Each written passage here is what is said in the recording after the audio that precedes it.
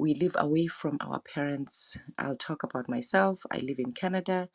I see my mother once or maybe every other year. So are my kids. So basically, we are a generation that is raising our children alone. And this is not unique to any South African mother or father, because the reality is people are working away from home. People, I'm from the Eastern Cape, a lot of people, a lot of friends, they share that living in Johannesburg or Cape Town, it makes them see their parents once a year, if they are lucky twice a year, and it depends if their parents are still working or not. So obviously, this affects the dynamics. What we experienced as children, where we grew up with our grandparents, our uncles, our aunts, even neighbors, they were our parents.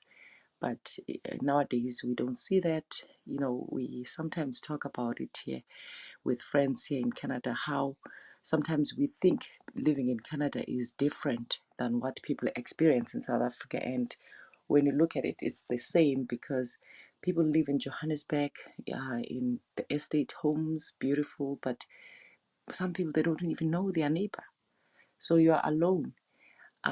There's even also a layer of, if you are doing it alone, you don't have a partner or a spouse to raise your children. So it can be a lonely journey for a lot of parents.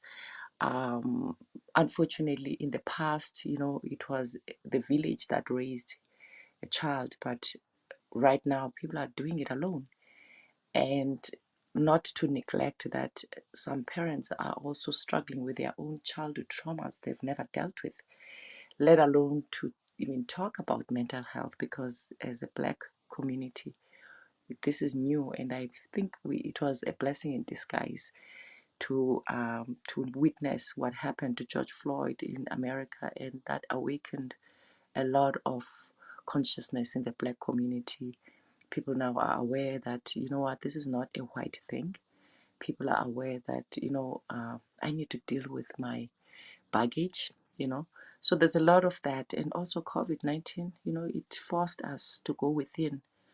We've been forced to go within, and that solitude made people to think and see what really matters. So, and it was interesting to watch, because um, mental health basically is a concept for every culture, every race, every socioeconomic status. Here in North America, we see a lot of celebrities struggling with mental health, some doing drugs and overdose and die. There's been a lot of negative connotation about how mental health only affects people in the low income backgrounds, but these are people who are doing well if you look at them outwardly, but they are struggling internally.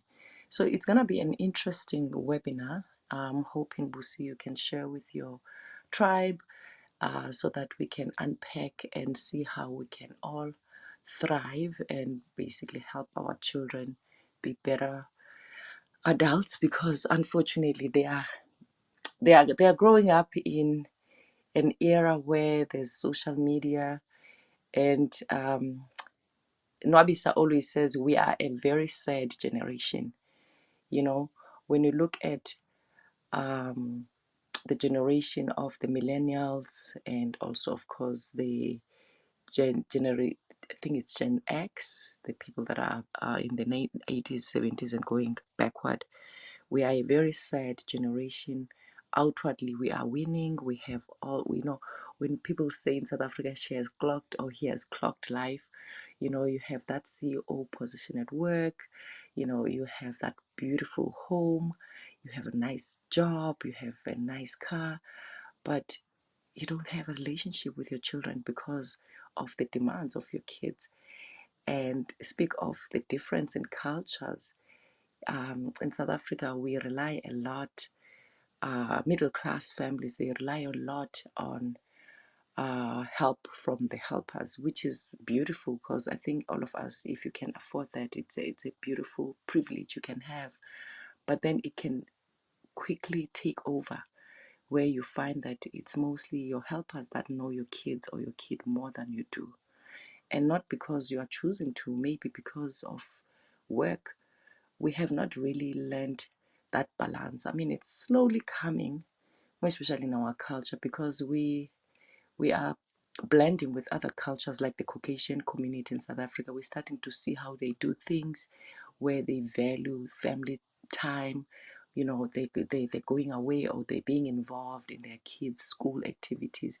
We're starting to see that. I've started seeing that even on social media, where our black parents are quite involved heavily in their kids' activities at school, which is great because that really improves relationships with our children. But it's still in the early stages. A lot they cannot, because, as we all know, fortunately, I see we are from South Africa. Hello, Discipline, welcome. Uh, we see a lot of single parent led homes, specifically in South Africa. When you look at the African continent, South Africa is one of the, if it's not number one, top country that is single parent led. That's a big factor to what's happening in South Africa currently. If you didn't know, South Africa has, if it's not number one, probably number two.